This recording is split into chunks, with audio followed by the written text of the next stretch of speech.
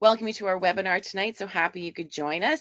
We're here with our friends from the Canadian Children's Literacy Foundation, and we will begin in a moment. We have a few slides to show you as an intro, and I'm going to turn that on just now, and then I'll introduce my colleagues. So we're going to just turn over to a video, if you'll just be patient with me. Here we go. I'm hoping that will play. Oh, and it's not playing. I think I have to make myself presenter. Excuse me. Okay, I'll do that. That's probably why. Yes. All right. All right. Oh, no, it's not allowing me to do that. That's odd. Okay. Sorry, bear with me for a moment. Our platform just changed, so everything got a little bit more confusing for us. Okay.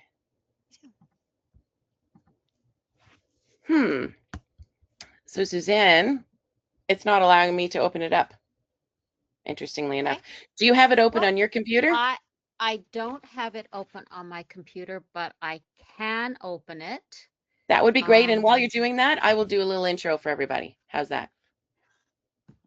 Yep.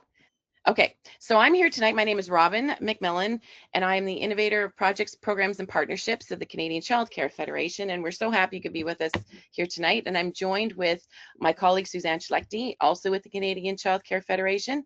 And we're here with Caitlin and Liz, who are going to be our facilitators tonight. And we're just going to start our intro slides, and then we'll be turning it over to our content specialists to talk about Play with Purpose. So I think we are ready. And I see some people are still joining us, so we're waiting for those people to get online too, just to give them a chance. We have a lot of people that are interested in this topic, which is really exciting.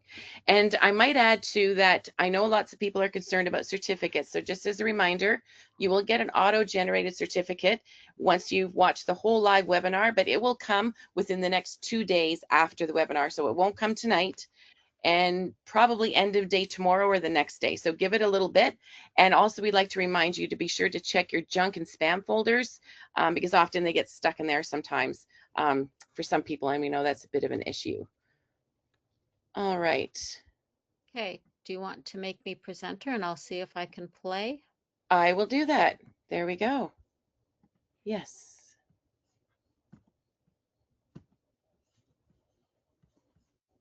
And we'll all cross our fingers and toes and see if that works.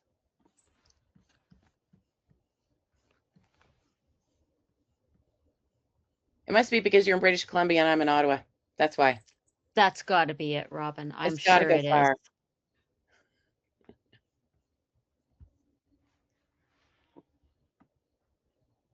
is. Okay, so let me know if my screen is showing. We will do, and we did practice this beforehand, everyone. We just so you know, but work better then in practice. So we haven't seen her screen yet, Suzanne. Okay.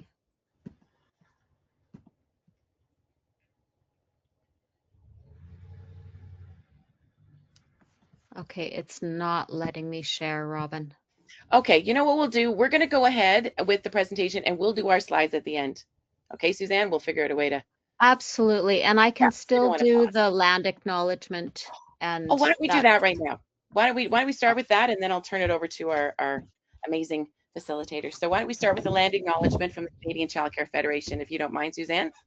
Absolutely, Robin. Thank you. As we gather together on this virtual platform, we acknowledge that we're each joining from the ancestral or unceded lands of Inuit, Métis, and First Nations peoples. The Canadian Child Care Federation's office is located on the traditional unceded territory of the Algonquin and Anishinaabe people. We honor their enduring connection to the land, waters, and culture, and we recognize all Indigenous peoples who have lived on and cared for these lands since time immemorial, those who live here now and the 7 generations to come. We recognize the harms and injustices of the past and the ongoing impacts of colonization. We affirm our commitment to truth, reconciliation, and meaningful collaboration with Indigenous communities. As Indigenous peoples have always done, we strive to be responsible stewards of the land and to respect the cultures, ceremonies, and contributions of all who call it home.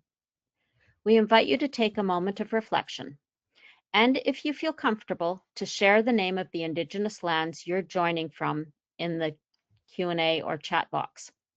Let us honor the many peoples and places across these lands and consider the tangible steps each of us can take to move forward in a spirit of truth, reconciliation, and collaboration.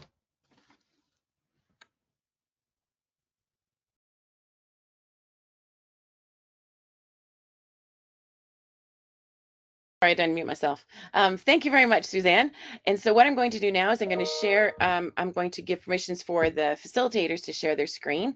So I'll turn that over to you guys. We're going to have Caitlin Parks, who's joined us this evening, and Liz Atesiano for our presentation. So I'll do that right now, so we're not missing any more. There we go. So Caitlin, I've just made you a presenter. Yes, so that should be happening. And people, go ahead in your chat box and say hello, and we love to hear where you're from. And there we go. And what's inspired you to join us this evening would be great. So I will turn my camera off, but I will be here and I will join on after the session's over. If you have any questions, please put them in the question bar, and I will do my best to address them during the presentation as well. We'll have some time afterwards. Great. Thank you so much, Robin. So hi, everyone. Thank you for joining us this evening. We're excited to have you all here for this workshop. We know it can be tempting during virtual workshops to fold a bit of laundry, answer a few emails, or tidy up the space around you. We've all been there. But we just wanted to let you know right from the start that this session will be really reflective. So we'll be inviting you to answer some questions, share some thoughts. And we also want to invite you to write down some ideas on a piece of paper if you have one handy, or if you'd like to. So with all that said, if you could just try to stay present with us, we'd absolutely love to hear from you throughout the workshop. Now, before we dive in, we'll be using a platform called Mentimeter throughout today's session to make things a bit more interactive. It's a simple virtual tool that lets you respond to questions, polls, or prompts in real time using your phone or if you're on your laptop. You don't need to download anything. You just have to go to the website link that's shown here on the screen. So www.menti.com. And then what you can do is you can just enter the link that's also shown on the screen, and you'll be able to participate in the session. So we're going to ask you questions and reflective things like that, and you'll have the chance to respond on there. You can also use the QR code that's shown on the screen, and that will pop up for you too. So it's just a great way for us to gather your thoughts and make the session as reflective as possible, and just to learn from you as well as we continue to build out these workshops.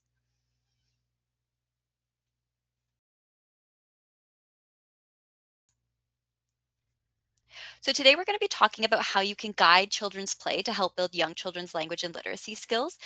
We're excited to be here with you, and we're so grateful to be partnering with the Canadian Childcare Federation to make this workshop possible. My name is Dr. Caitlin Parks, and I'm a program specialist at the Canadian Children's Literacy Foundation, also known as CCLF. We're a national nonprofit that promotes and develops literacy initiatives, champions literacy partnerships across the country, and supports people like you in building strong literacy foundations in homes, early learning spaces, and communities. And I have a PhD in developmental psychology from the University of Western Ontario, and I'm thrilled to be here today with my colleague Liz, who will now introduce herself. Hi, good evening, everyone. I'm Dr. Liz Attisano. I also hold a PhD in developmental psychology, and I completed a postdoctoral fellowship at the School of Public Health Sciences at the University of Waterloo. And I'm really looking forward into diving into today's topic with all of you. So before we get into the content, we also want to take a moment to acknowledge the land that we are working from in Toronto. So the Canadian Children's Literacy Foundation's office is located in lands that are covered by Treaty 13 with the Mississaugas of the Credit, and is the traditional territory of many nations, including the Mississaugas of the Credit, the Anishinaabe, the Chippewa, the Haudenosaunee, and the Wendat peoples. Our work takes place on the traditional territory in the enduring home of First Nations, Inuit, and Métis people across the country now known as Canada. So here we have an overview of the agenda for this evening. First, we will discuss what is early literacy. and how you can help children from birth to age 5 develop 5 foundational literacy skills. We're then going to go over how you can help guide with their play to really help them learn using some practical strategies that you can implement into your learning environments. And then we're going to recap our learnings and share some key messages. So before we jump in, I just want to give you all a moment to reflect on your current practice. So there's some questions here that are just for you, and there's no pressure to share. So just think about what you're already doing to support children's language and literacy during play. If you have a pen and paper, please feel free to write down some of your thoughts. So for our first question here, we have, how do you help children learn and use language in your day-to-day work?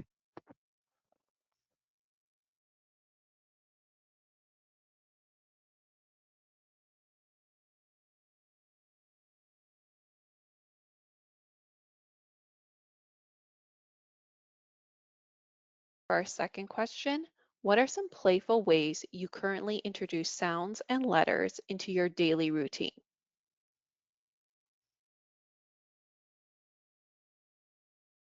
So I think some are writing in Mentimeter, which is awesome. We have serve and return.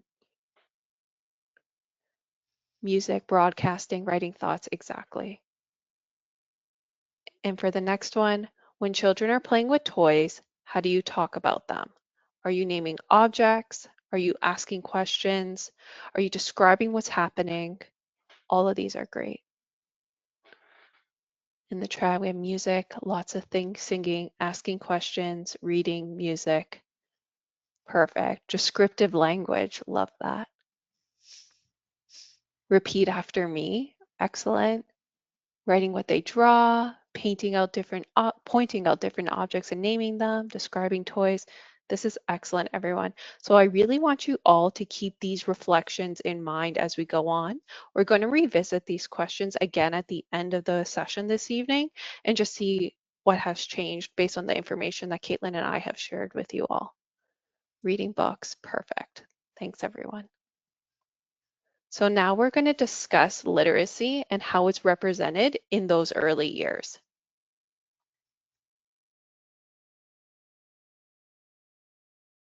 So when people hear this term, early literacy, they often wonder if it's about explicitly teaching young children how to read. And as most of you know, this is not the case. Early literacy refers to the foundational skills children learn before learning how to read. So while early schooling focuses on teaching children how to read, as they progress through their formal education, they're going to need to read in order to understand and also critically think about all the information that they're being exposed to. And that's what makes having that solid foundation in early literacy so important. It really sets that stage for all future learning, not just in English topics, but also science, social studies, every subject that they're going to be exposed to. So you as educators can help babies and young children develop these skills and support their brain development by engaging in really loving interactions and creating a language-rich environment through singing, talking, reading, and sharing stories. So early literacy activities like singing, talking, reading, and sharing stories help children develop the skills which are so foundational for learning how to read. And some of these skills include using words to describe things and to tell stories, learning the connection between the words we actually say and the words we see on the page, figuring out how books work, how to turn the pages, which way's up, understanding that in languages like English and French, we read left to right, up to down, but that can be different in other languages. And in the older years, it includes recognizing letters and knowing that they make the sounds that form words. So these early literacy activities or skills are so foundational for children to arrive to school ready to learn. And there has been a lot of research on how experiences in the early years can have significant impacts later on in life. Research has shown that a larger vocabulary size at age 2 leads to better literacy achievement in middle school. When children are read to every day, they hear 1.4 million words by age 5. And more verbal interactions at age 5 leads to better cognitive skills 10 years later. So again, what we do now in these early years has a lifelong impact on children. And early years educators like yourselves play a critical role in supporting young children's literacy development. And you're probably doing a lot of the things that contribute to children's language and literacy already. So we're going to go over some very explicit ways that you can continue to do this, all that aligns with how children best learn language and literacy. And the goal here is to create learning opportunities for children that, again, can give them their best possible future, all of which starts with early literacy. And you're already making such an impact as early years educators, and you can continue to help lay that foundation for later reading and writing success. So we're going to focus on 5 key areas that are essential for young children's language and literacy growth. And I'm going to pass it over to Caitlin to get into all of them. Great. So the aim for the first half of this workshop is to really get into the why around early literacy. And part of the why is recognizing and understanding those 5 foundational areas that Liz just mentioned. So we call these the big 5, and we'll be referring to them a lot during the rest of the workshop.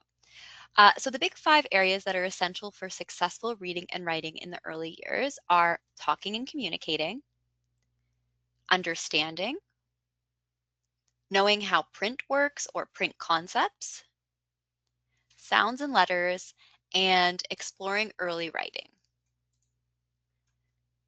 So let's talk a little bit more about what each one entails. Let's start with talking and communicating. This is all about conversations. So talking with others, sharing ideas, and learning new words. We support it by having meaningful back and forth exchanges with children and introducing new words through everyday talk. What about understanding? This is happening when children follow a story that you read with them, when they're responding to questions. I know a lot of you in the chat said that you ask them a lot of open-ended questions. This is part of understanding, or interpreting what they see and hear. And those open-ended questions during a read aloud or any time really can support this well. So you guys are already doing so much of this. The next is knowing how print works, or what we call print concepts. This includes recognizing that print holds meaning, like signs or menus, and we can support this by pointing out print in the environment and involving children in handling books. When we say sounds and letters, this involves hearing the sounds and words and connecting them back to letters. So think rhyming games, which again, a few of you mentioned in the chat, clapping out syllables, or playing with letter sounds in really fun ways. Finally, early writing. This could be anything from scribbles to making shopping lists during pretend play. Now, I want to note that these are not things that children need to master before they enter the formal school years, but rather things that we can naturally encourage through play and conversations every day. Now, we've talked a lot about the Big 5 in theory or in terms of definitions, but what does this actually look like in your learning spaces? Let's take an example. So imagine a child is pretending to be at a grocery store. That's a perfect moment to introduce vocabulary like cashier, receipt, checkout. You can also describe what they're doing as they play and introduce other new vocabulary.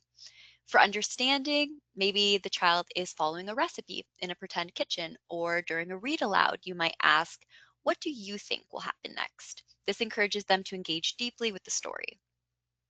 To support print concepts, you could add menus or signs to your dramatic play areas, a doctor's office, a store, a cafe. It could also just be pointing out signs and labels on food, pointing out traffic signs or labels on food. It just shows how print is part of the world around them. And sounds and letters can come in during everyday transitions like cleanup time. So for example, you could ask children to group toys or clean up toys based on their first sound. So maybe there's a duck, a dog, and a deer. You can ask them to sort based on those initial sounds. Or you might say soup starts with S. Can you hear it? S. And maybe ask the child to repeat that back. So you're introducing those sound letter connections. For early writing, maybe a child is playing server and writing down an order. Even if it's just scribbles, that's early writing. So you can model writing too and encourage them to try it themselves. So even in everyday play, we can see all these 5 areas come to life. And the beautiful thing is it's likely already happening in your spaces, and you're likely already doing a lot of these things. So next, what we'll do is go into a bit more detail about how you can support and build these skills in intentional ways while you play and interact with children throughout the day.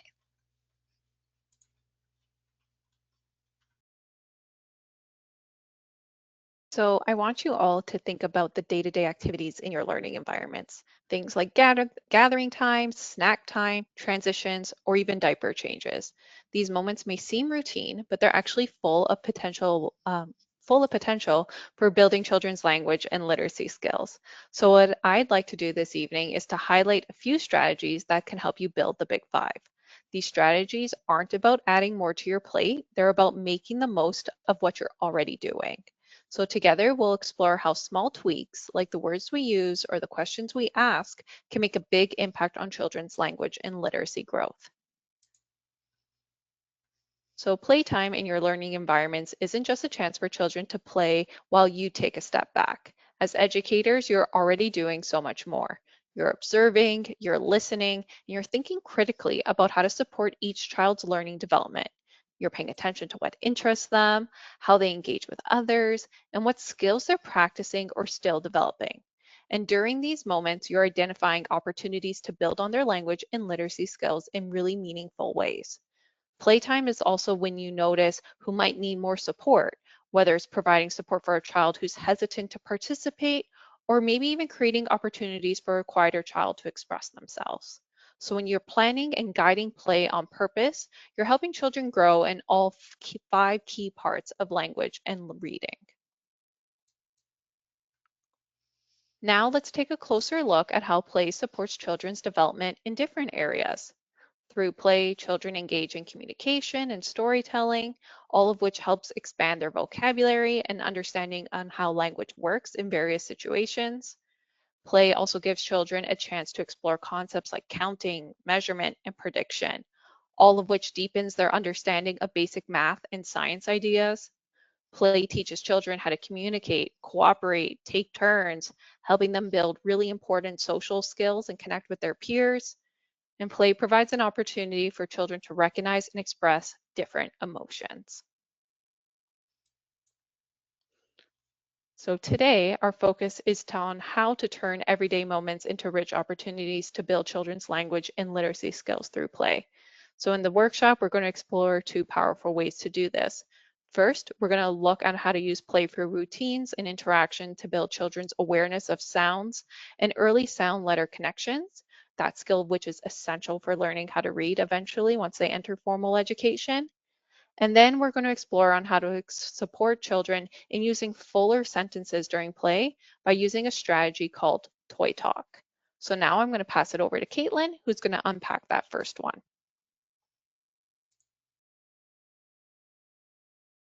Great, thanks, Liz. So now before children can learn to read, they need to hear and play with the sounds in language. And this means that we can start building these skills long before they ever even see a letter. So let's take a closer look at why this kind of sound awareness is so important. Sound awareness is really one of the very first building blocks for reading. Even before children start kindergarten, we can give them a head start by helping them notice the sounds they hear and begin connecting those sounds to the letters they'll later see. This happens through activities that build phonological awareness, alphabet knowledge, and those sound letter connections. And here's the really exciting part. Research shows that children who develop these skills early are much more likely to grow into confident, successful readers later on. So phonological awareness is what we call an umbrella term. And what that means is that it covers a whole group of related skills. In this case, it means being able to hear and work with the sounds in spoken language. So this includes a bunch of different skills, from easier ones like hearing if two words rhyme, like cat and hat, to more advanced ones like identifying the first sound in a word. So the D in dog, and the middle sound would be the A in cat, or the last sound T in cat. So D, A, T. So the goal is to help children tune into how language sounds, because that's a key step toward learning how to read. So how do we help children build phonological awareness skills? The good news is it can be really fun and playful, and there are so many activities you can try. So for example, listening for sounds in words, singing rhyming songs, especially ones that include the child's name. They can be really engaging. You can clap out syllables together, or even hop out the number of syllables in a word or sentence. And games like I Hear with My Little Ear, something that starts with the B Sound during playtime could be a hit. All of these are simple, playful ways to explore the sounds of spoken language, and children really love them.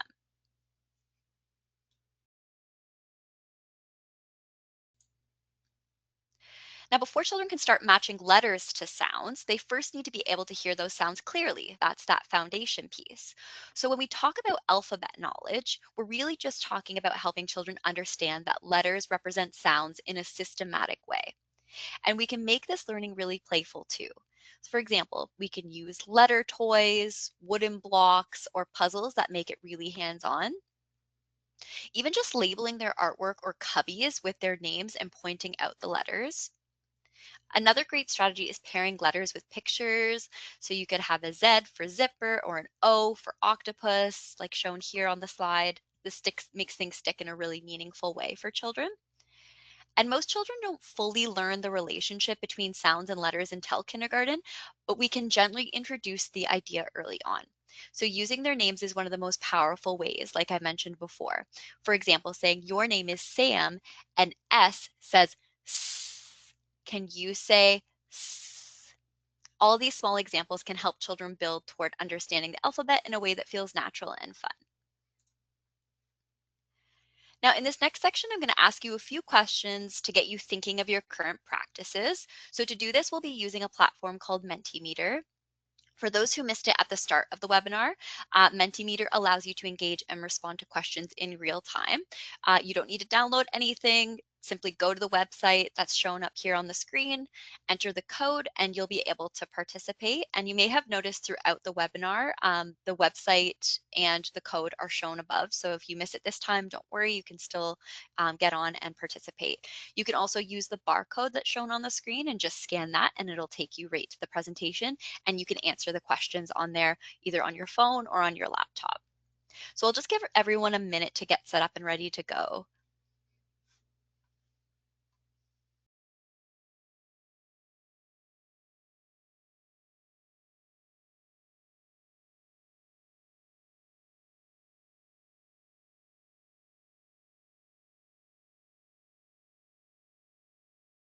It's great. People are using the chat function in Mentimeter, so that's awesome. I can see everybody coming in and all of the hearts and the likes and the emojis.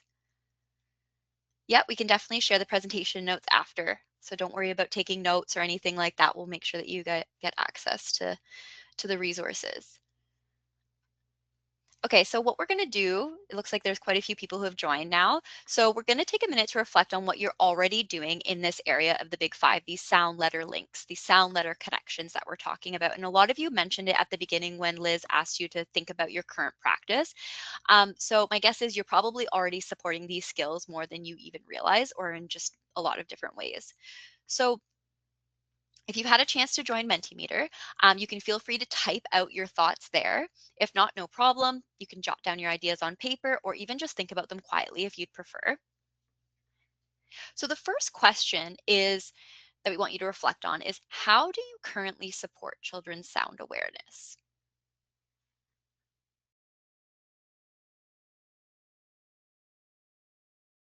Maybe you're singing lots of rhymes songs together. Maybe you're emphasizing the start, middle, or maybe even the ends of sounds, depending on the age of the children that you work with. Maybe you're playing games like I spy with or I hear with my little ear. Maybe you're using their names. Maybe you're singing with them, flashcards, songs. So all of the responses are coming up now. Books, name first letters, doing flannel stories, singing, zoophonics. We sing songs and say rhymes to our infants. That's beautiful. That's perfect. Repetition, absolutely. Songs, different tones and emphasis. Yes, this is so good. Sound sorting games. So you guys are already doing so much of what we've already been talking about. We sound out names and make up funny rhymes for random words during the day. That's awesome. That's a great way to keep children engaged. We focus on their name, and this is visible, and we share the sounds, and their name tags are available. That's so perfect. These are great. Clap a rhythm to spell out names. That's really good too. Okay, I'm going to give everybody a chance to think about this next question. So this is sort of connected to the previous one, but what's maybe one way that you could add a simple sound or letter game into playtime? And you can feel free to expand on any of the previous examples. The ones that our fellow educators gave are perfect. Maybe think about what items you already have in your environments, so you don't need to get anything new. Maybe what your typical schedule looks like.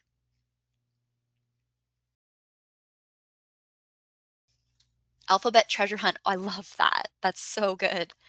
Games, puppets, and their sounds. Yeah. For skunk, letter songs. Find something that starts with the. Bowling for letters. That is awesome. That sounds so fun. Matching sounds to simple words on Lego blocks. I could add a simple rhyming game during playtime by asking children to find toys or objects that rhyme with a word I say. I love that. See that these are all so fun, and they get children moving. They don't need to sit still. There's no, they're not sitting at a desk having to, look at things, and there's an expectation that they can move. And I think that that's beautiful. Sing along a lot of rhymes, hear different sounds, rhythms, and patterns in language, going on a bear hunt. Lots of rhyming, absolutely. Using my alphabet puzzles to play with their sounds, making letters with Play-Doh. I love that. I find this topic difficult with infants, absolutely. And that is something that we definitely are thinking about. We're thinking about all of the different age groups that you might work with. And I think that there's a lot of ideas that we can share. I think singing, rhymes, emphasizing those different tones and things like that are really good with young children. Fishing for sounds, adding alphabet eggs. These are awesome. Clapping alphabet game with toddlers. P is for puppy, D is for duck. Puppy, duck. That's perfect. And so we'll get into what that could look like with infants for some of you who mentioned how this might be a little bit difficult with infants who can't maybe engage as much and play these games. So we'll talk a little bit more about that. But before that, I just want to move on to the very last question. And some of you already mentioned some of this, but what are some materials or setups that could help encourage these kinds of moments? So think about what you might need to make this happen. Like I said, a lot of you mentioned some things already like Play-Doh and things like that, but maybe that's printouts of the alphabet and animals or items that start with that letter. Maybe it's wooden blocks during playtime or something else that you already have. So a lot of you said puppets, flashcards, small wordplay, label everything. I love that. Books, felt boards, books, fun colored shapes, environmental print, a lot of menu cards, alphabet puzzles, ABC magnets. I love that. Letter stamps, stencils. We put a book in all areas. These are all so, so great. Okay, so now that now let's look at some real world examples. Thank you everybody so much for sharing all of that. So what we want to do now is we want to just move on to how this could look in your learning environments. And as we go, what we want you to do is think about the age group that you do typically work with. You might even picture a specific child to help bring some of these examples to life. That might be helpful too. And like I said, don't worry about writing everything down or taking too many notes. I'll make sure these are shared with you all after the webinar as a handy resource. For now, though, let's explore some ways to build those sound letter connections with children together. And if any ideas remind you of what you already do, or if you have similar strategies, please share in the chat if you're able to. This is a great chance for us all to learn from each other because you guys are experts as well. So one of the easiest ways to encourage children to explore sounds is using toys or simple instruments. You can provide a few tools or objects for them to experiment with and see what kinds of sounds they can make. If you play an instrument yourself, even just as a beginner, don't be shy, share it. There's something really magical about music. It engages children a lot, and it's a powerful tool that can help us connect. So if you have really, really young children, like somebody mentioned with infants, music is a really beautiful thing that you can do to help really build those early sound letter connections. Another great strategy is to talk about the sounds you hear, even if a child isn't at a point where they can, maybe they're just babbling, that's totally okay. So for example, if it's raining, you might say, that's the sound of rain. Or when a car goes by, you could say the car is honking. You can also link sounds to visuals, so you could show a picture of a dog when you hear a bark, or even look outside together to spot that dog if you can see the dog. And don't be afraid to model sounds yourself. So a car might go beep, beep, and a dog go woof, woof. And it's fun for kids. It's fun for kids, and it helps them connect sounds to their meaning. You can also play with pairs of sounds. I think somebody actually mentioned this in the chat. Sounds that are similar but slightly different. And you can do this at any age, right? So you could introduce a bell versus a chime so that children are getting the difference between those. It helps their ears and it helps their ears notice small differences in what they hear. And finally, think about fun games like Guess the Sound, which again, many of you mentioned, where children listen closely and try to identify maybe what they hear.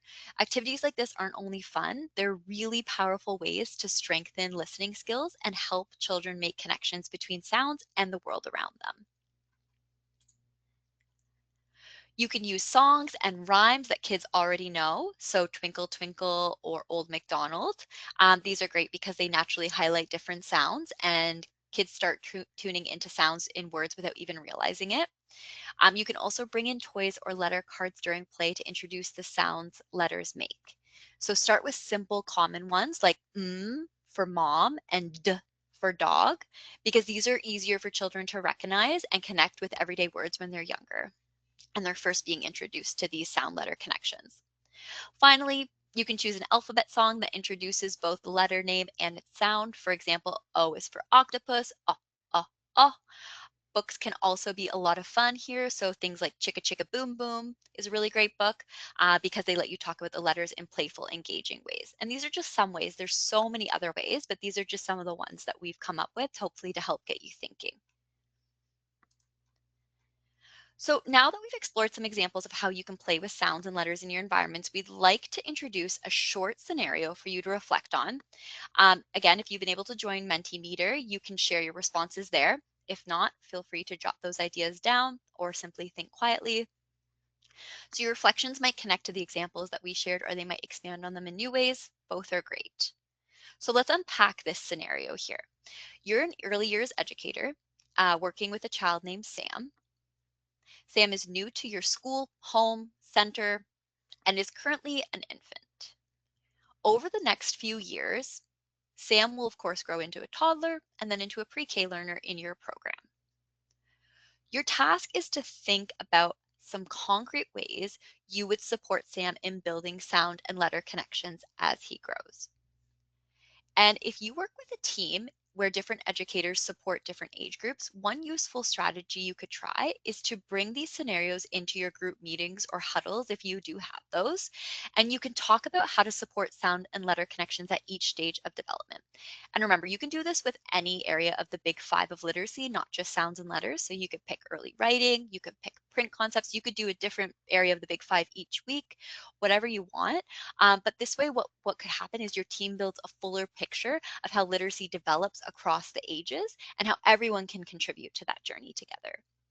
So I'll give everybody a little bit of time here. So what are some ways that you would support Sam in building those sound letter connections as he grows?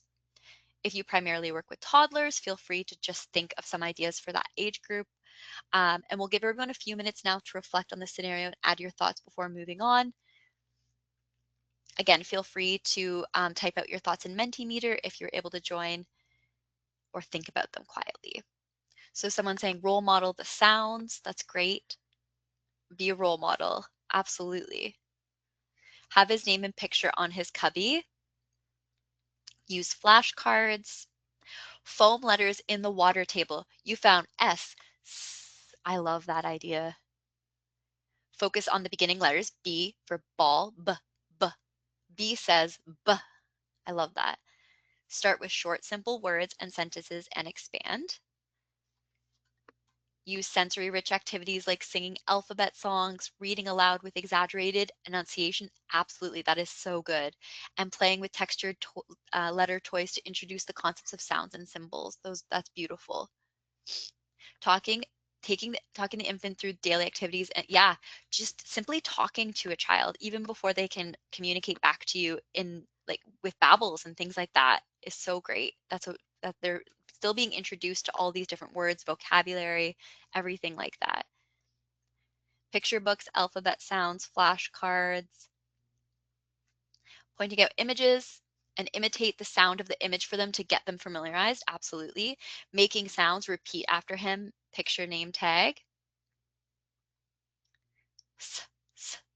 Sam, yep. using his name. Writing letters in the sand, play simple games like I Spy with sounds, I Spy something that starts with B.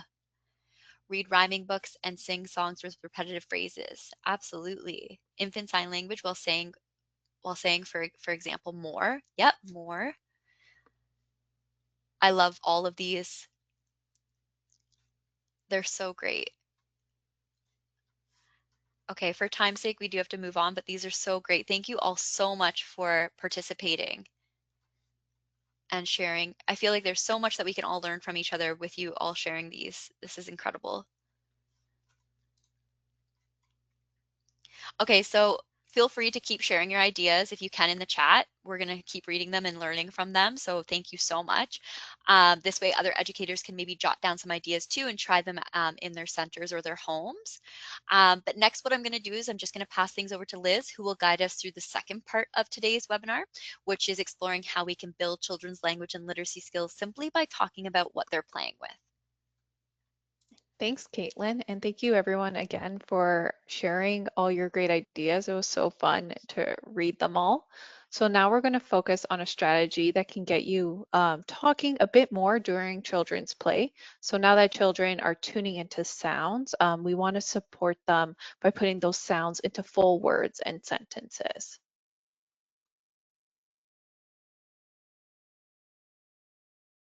So one simple but powerful way to support children's language development during play is through something called toy talk. So the idea comes from Dr. Pamela Hadley, and it's all about talking to children about what the toys or objects that they're playing with. So what does toy talk involve? So we first want to use the toy's name. So starting the sentence by naming the toy that the child is playing with, and then talking about the toy. So say what the toy is doing, what it looks like, or even what it's made out of. And why does this matter so much? Because when children hear full sentences like this, they're being exposed to a wider variety of sentence patterns and as well as new vocabulary. And all of that builds a stronger language skills over time. So instead of saying something like, look at that, you could say something like, the car is moving fast. So in that sentence, you're doing the two things. First, you're naming the toy, in this case, the car, and then you're describing what it's doing, in this case, moving fast. So it's really simple and it fits so easily into everyday play, but again, it can make a big difference.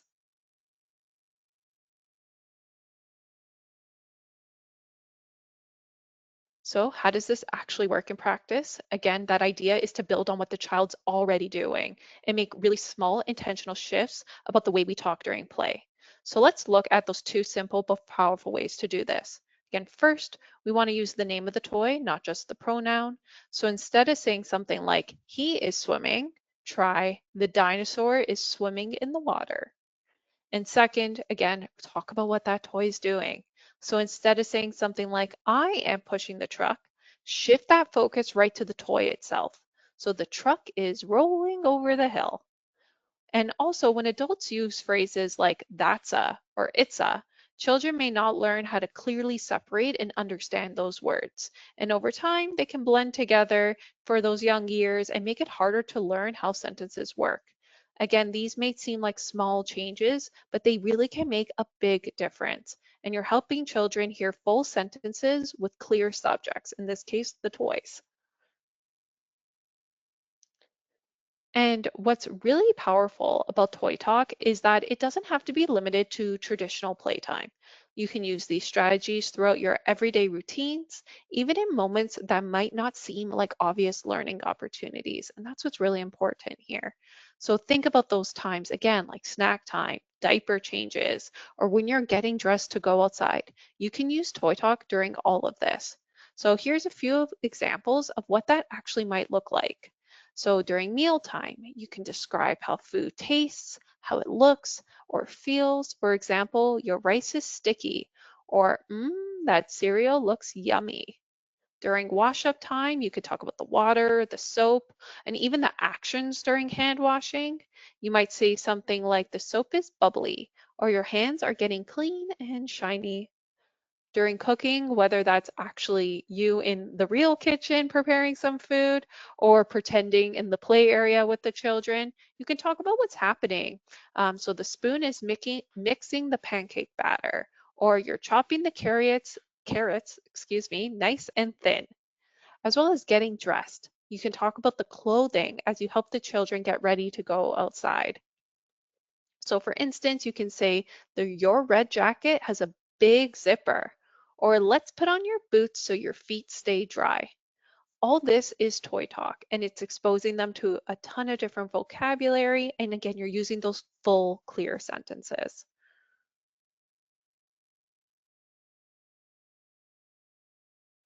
So next, we're going to watch a short video featuring a child exploring a few different toys.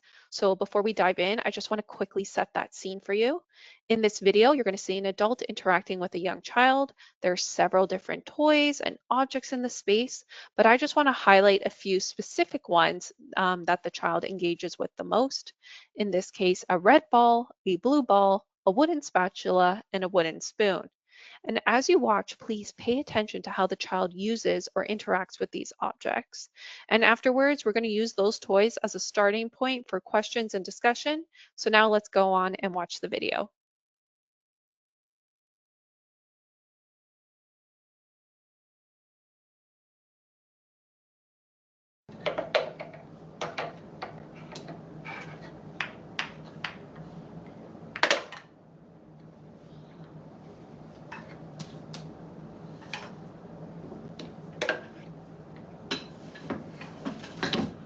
You get easily distracted, don't you?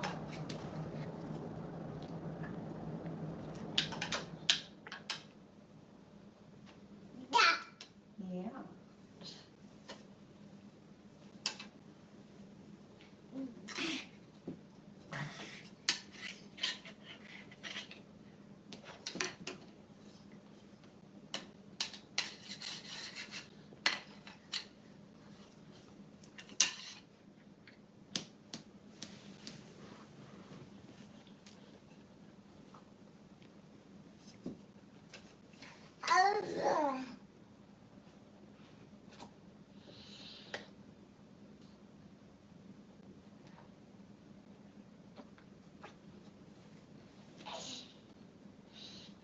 Thank you.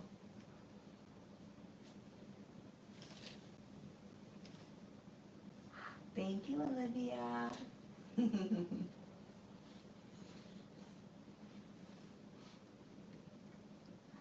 Thank you. Thank you so much. Uh-oh.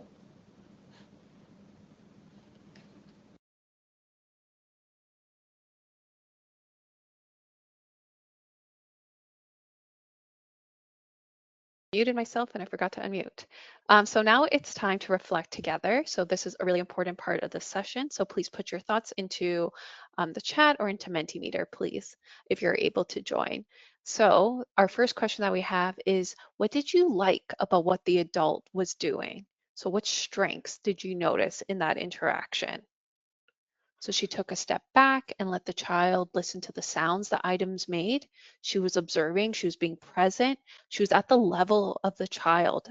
Love that. Get on their level, saying thank you when she gives the ball. So yeah, part of that serve and return. I think the toddler's name was Lydia. I don't know if she was verbal yet, but as she was still doing those serve and return interactions, which we know is so important, gave the child the time to interact with the toys. Yeah, not every moment has to be filled. You want to give children time to explore, give them the opportunity to respond, sitting on the floor, observing, saying thank you and saying her name, acknowledging the child's presence at eye level. They observed, yes. So I think we're all really on the same page as to what we thought was really strong about that interaction. So that's perfect. That means we're all understanding here. Yeah, the child starting the connection, let the child listening to the sounds. This is excellent. Acknowledgement. Thank you, everyone. At their own pace. Perfect. This is great. So now we're going to move on to that second question that we have is, were there opportunities for toy talk? And if so, what were they? So I'll give everyone a moment to think about it and to type in their thoughts.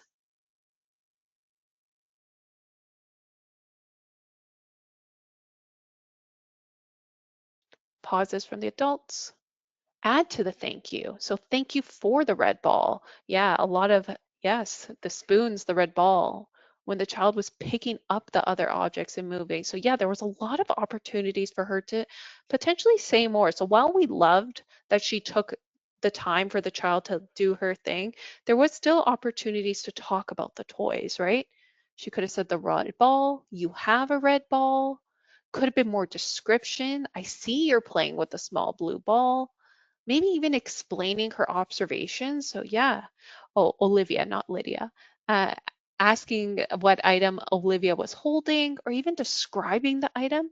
So you have a wooden spatula, exactly. Or is that ball yummy for when the child put the ball in her mouth? Exactly. Thank you for giving me the red ball. Can I give it back to you? What sound does that brown spoon make? Yeah, you maybe we don't even want to say wooden spatula. We say brown spoon. It doesn't matter. So labeling the items, repeating the sounds that the spoon and the spatula were making together, naming her actions, saying thank you. As Olivia picked up each item, the educator could have recognized the name of the object. Totally. And again, there's no real right or wrong answer here. We just are sharing ideas, and I think we're having some really great ones. For example, when the child plays with the cards, I could say the car is going forward. Exactly. Using the toys to encourage naming. Perfect. So even saying like, oh, that red ball is round and smooth. Or, oh, look at that ball going into your mouth. That's a fun way to explore textures. And then we're getting that new vocabulary in there, right? Like we're saying the word textures even. Or, oh, the red ball and the other ball are clinking together, making a fun noise, just explaining what that child's doing and how she's interacting with the toys. And I think we all are on the same page about that as well, which is great. So yeah, naming the colors. This is perfect, everyone. I love it. Thank you so much.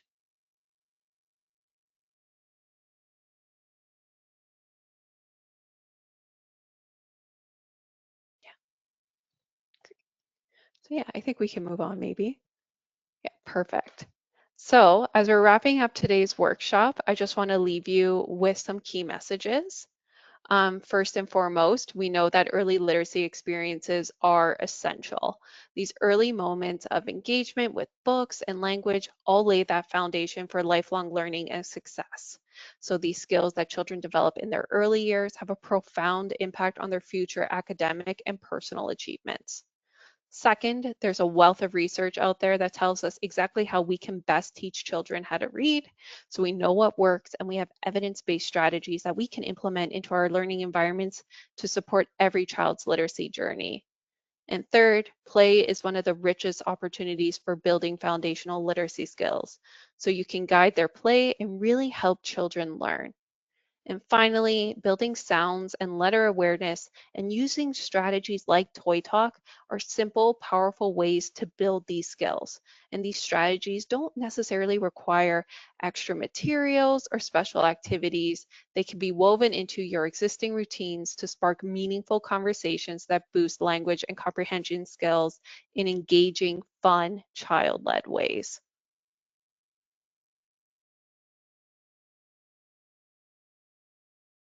So now that we've explored our new strategies, let's come back to those earlier questions again, but this time with fresh eyes. So you can think quietly or share if you'd like. So what are some playful ways that you can introduce sounds and letters into your daily routines?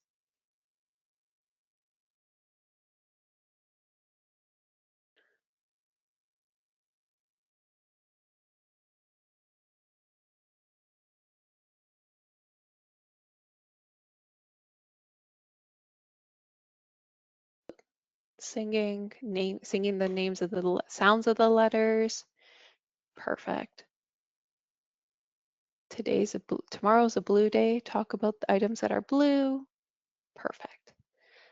For a second question, how might you use Toy Talk strategies to encourage children to use fuller sentences?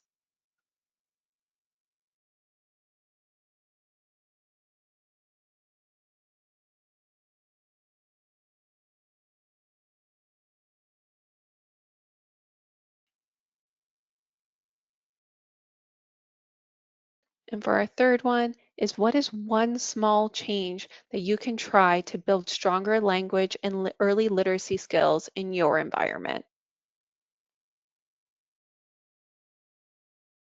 And I just want you to take a moment to sit with your reflections. Think about what feels exciting and also what feels doable.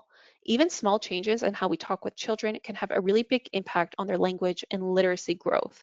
And if you're feeling inspired, we would like you to jot down one thing you want to try this week. So I think some things are coming in: to pause to allow the child to use language, provide prompts, vocal variations, descriptions.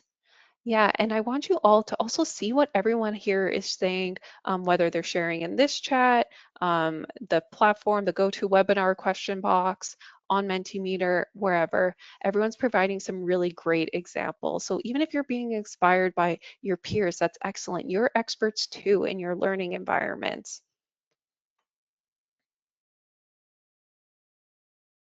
Perfect. Thanks, everyone. So before we wrap up, we have a short survey we'd love for you all to complete. It should only take about 3 to 5 minutes, and it really helps us improve our future workshops for amazing early years educators like yourselves. So what I'm going to do, there's a QR code on the screen, but I also going to try to drop it in the chat. Oh, submit a question. That might work. So I'm also going to try to drop it in the chat by submitting it as a question for everyone.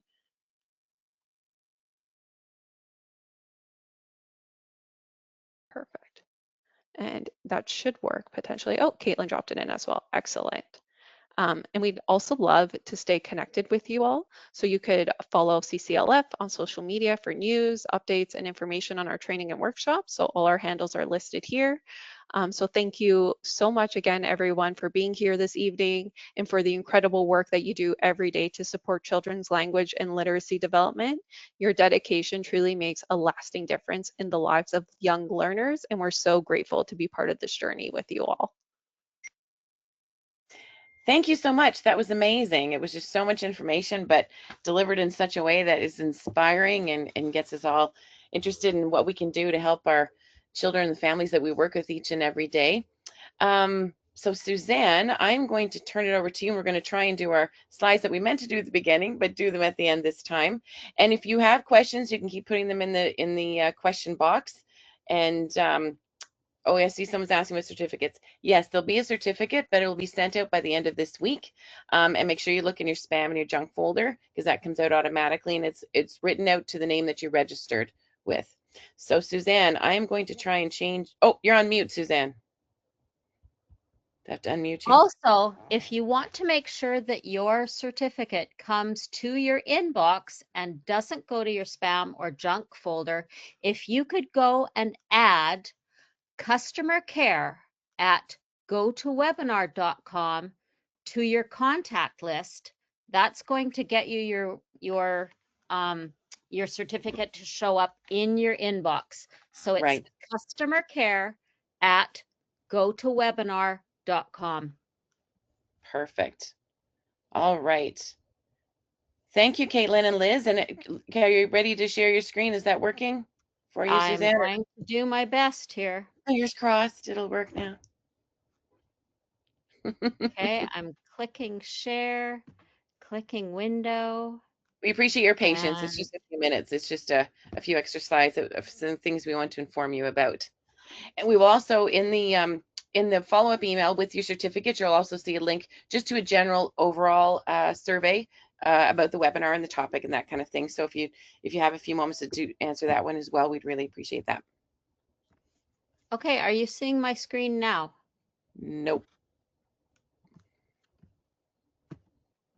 Well, I'm clicking on share and nothing happens. Oh, nuts. Okay. Well, we won't keep people. I mean, that's fine. What we can do is we can include that information that we had in the follow-up email. So we can send you a follow-up email with that information.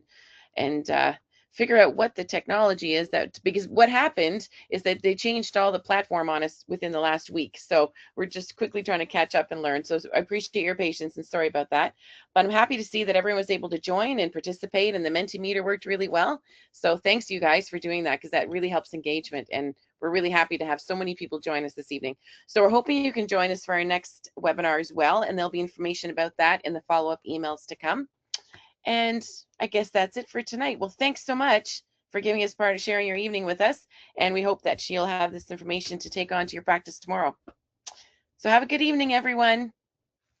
Thank you. Thank you so much. Bye. Bye.